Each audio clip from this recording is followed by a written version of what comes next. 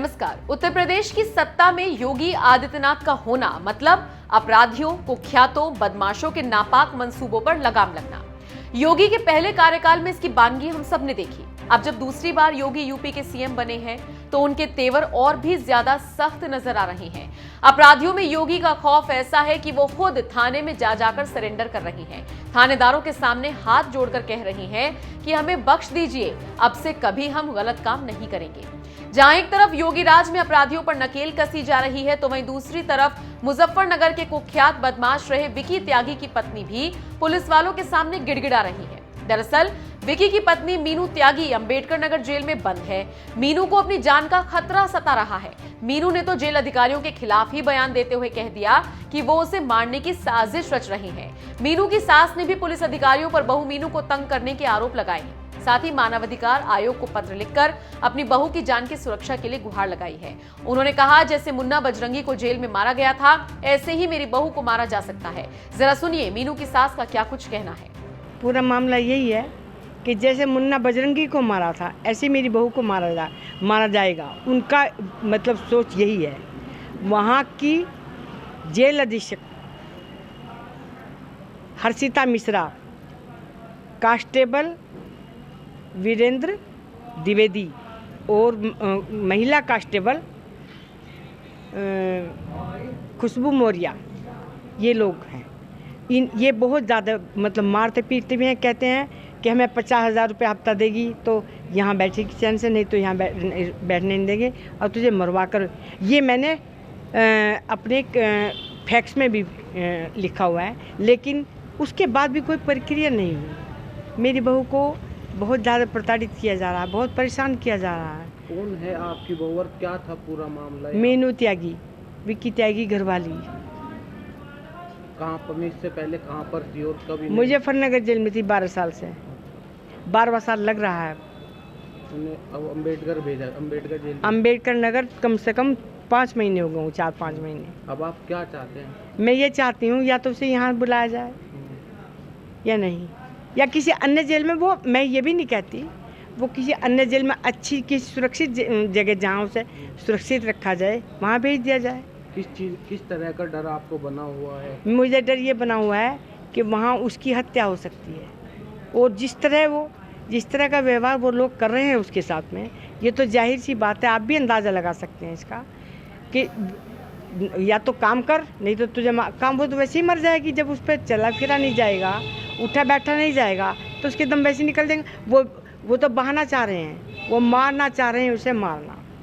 बस मुझे डर है मेरी बहू को, मुझे आशंका है पूरी कि अगर मेरी बहू को कुछ हो जाता है तो इसकी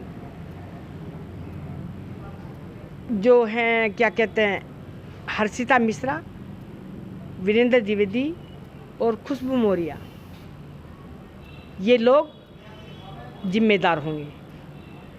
मैंने लखनऊ डीजीपी को भी, ये देखो आप सबको मैंने फैक्स किया हुआ है। मेरी आप प्रशासन से हाथ जोड़कर विनती है।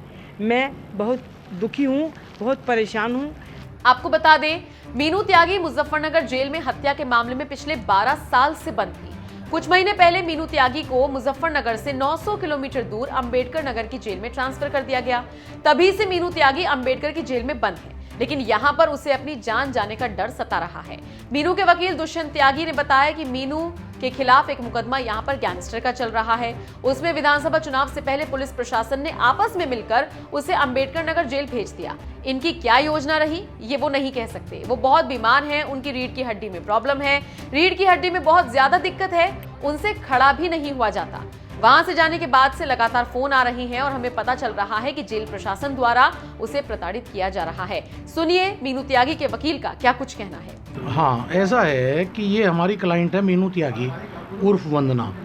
इसके खिलाफ एक मुकदमा यहाँ पे गैंगस्टर का चल रहा है।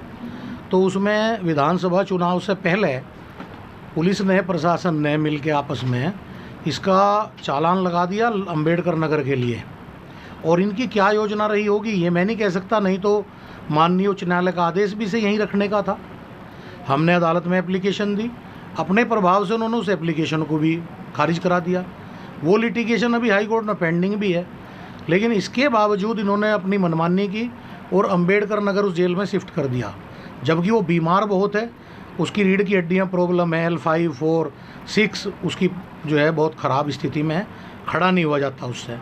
और वहाँ जाने के बाद से आमतौर से हमें ये पता चल रहा है लगातार, जब भी ये लोग इनके घर के उसकी मुलाकात करते हैं, कि वहाँ जेल प्रशासन द्वारा उसे प्रताड़ित किया जा रहा बहुत, मानसिक रूप से भी, शारीरिक रूप से भी।